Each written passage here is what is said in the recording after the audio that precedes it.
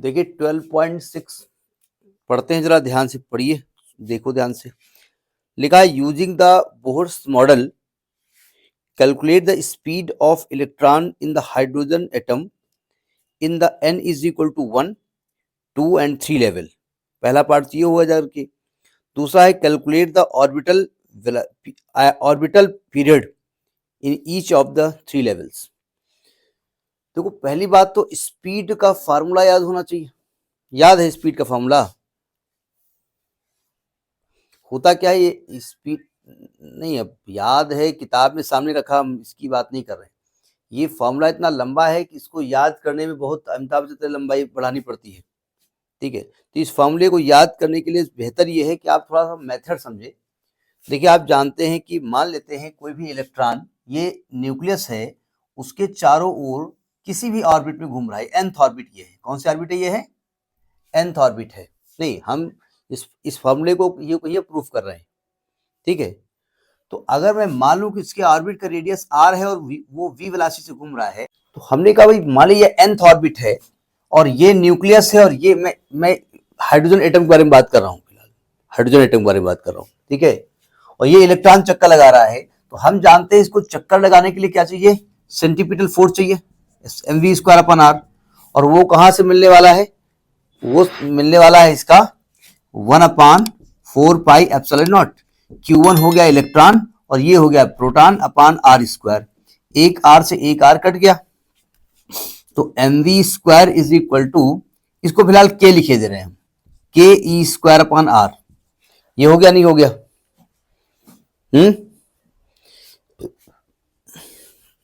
अब क्या करें? अब कुछ पकड़ में आ रहा है इसमें।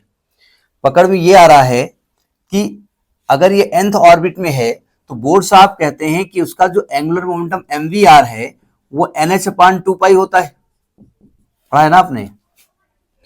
तो देखो अब यहां दो चीजें हैं, आपको वेलोसिटी निकाली है, r निकालना है। आपको वेलोसिटी निकालनी, r को गायब करना है। तो यहां से r की वैल्यू क्या निकलने वाली है? nh/2π mv, यही तो आएगा। यानी यहां पर देखो जरा, ये हो जाएगा mv² is equal to ke² और अपान 2π mv। m से m कट गया, एक v से एक v कट गया, यहां v बचा, यहां बचा k इंटू 2πe²/nh। k का मान रख दो, तो आएगा 1/4πε0 इंटू 2πe²/nh। 2π से ये 2 कट गया, 2 बचेगा, तो आगे आपका वेलोसिटी फॉर्मूला हो गया e²/2ε0h इंटू 1/n। ये फॉर्मूला लिख दे, कोई दिक्कत? लिख सकते हैं ना? अच्छा, के टर्म में चाहे तो ये लिख दे, ये के टर्म में लिख दो, चलो ठीक है। नहीं, आप के टर्म में लिखो, ज्यादा ठीक रहेगा। के का मान बाद में हम रखेंगे, क्योंकि के का मान हमको मालूम है ना। तो वेलोसिटी का जो फार्मूला हमारे पास आया है v बराबर, वो आया है आपका k into 2πe²/h into 1/n। जानबूझ के बाहर लिख दिया हमने। एक बार चेक कर ले, 2πke², थोड़ा अच्छा लिख दो, 2πk लिख दो, 2π थोड़ा बढ़िया बाहर ज्यादा अच्छा दिखेगा। 2πke²/h into 1/n। समझ में आई बात नहीं आई? तो ये velocity of electron in nth orbit के बारे में बात हो रही है। बोर्स, ये हमने फिलहाल हाइड्रोजन एटम के बारे में बात की है, क्योंकि बोर्स की जो थ्योरी थी वो हाइड्रोजन एटम के लिए ही थी, है ना। अब आपसे क्या कह रहे हैं कि n इज इक्वल टू 1 के लिए इसकी वैल्यू निकालिए। देखो जब n इज इक्वल टू 1, पहला केस लेके n इज इक्वल टू 1, तो वेलोसिटी v1 मान लेते हैं, तो आएगा 2πke²/h इंटू 1/1। ये हो गया नहीं हो गया?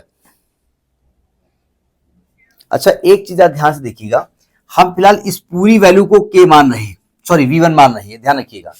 ये v1 है, इसकी वैल्यू निकालने हम जा रहे हैं। ठीक है, तो वैल्यू रखो 2, पाई की वैल्यू क्या होती है? 3.14, k क्या होगा?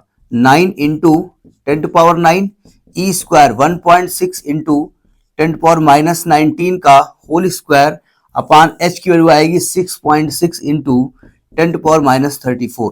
जब इसको हमने कैलकुलेट किया तो वैल्यू आई है 2.86 into 10 power 6, 2.86 into 10 power 6 metre per second. ये V1 की वैल्यू आ गई। ठीक है, यहां लिखे ले रहे हैं, V1 की वैल्यू आई है 2.86 इंटू 10 पावर 6। समझ में आई बात नहीं आई? ये पहली ऑर्बिट में इलेक्ट्रॉन की वेलोसिटी का फॉर्मूला है। किसके लिए? बोर्स मॉडल में, हाइड्रोजन एटम के लिए। नोट कर लिया? अब देखो ध्यान से जरा, इसको देखो जरा ध्यान से। क्या ये जो पूरी चीज है वो ये लिखी नहीं लिखी है? यानी हम चाहें तो यहां पर इससे कंपेयर करें, V बराबर V1/n लिखा हुआ नहीं लिखा हुआ ये, और V1 की वैल्यू आप निकाल चुके हैं। तो जब हमको सेकेंड केस जब लिखेंगे n इज इक्वल टू 2 के लिए, तो V2 is equal to V1/2 हो जाएगा। तो 2.86 इंटू 10 पावर 6/2, 2 1 कम 2 को 8, 2 3 6, 10 पावर 6 मीटर पर सेकेंड। और जब n बराबर 3 के लिए बात करेंगे V3, तो V1/3 हो जाएगा, 2.86 इंटू 10 पावर 6/3, 8 2 10 6 16। और इसको जब कैलकुलेट करेंगे तो 0.729। तो ये अलग अलग ऑर्बिट में इलेक्ट्रॉन की वेलोसिटी है हाइड्रोजन एटम के लिए। समझ में आई बात नहीं आई? अब कह रहे हैं कि इन्हीं लेवल्स के लिए आप टाइम पीरियड निकालिए। अब टाइम नोट कर लिया? अब टाइम पीरियड है, हाँ भाई, हाँ ये भी बात सही। 1 मिनट, 2.1 है भाई, ये गलत लिख गए, सॉरी, ये 2.186 है, 186 है, 2.186 है, 2.186 है। ये कैलकुलेशन गड़बड़ हो जाएगा। एक्चुअली में किताब से नकल मार के लिख रहे हैं ना, ये 1.093 है, 1.093 into 10 power 6 metre per second, ये 2.186 है। अब यहाँ कैलकुलेशन करने के लिए कैलकुलेटर कहाँ रखे भाई, तो अपने आप करिए। ठीक है, अब जरा देखिए ध्यान से, टाइम पीरियड का पहले फॉर्मूला निकालते हैं।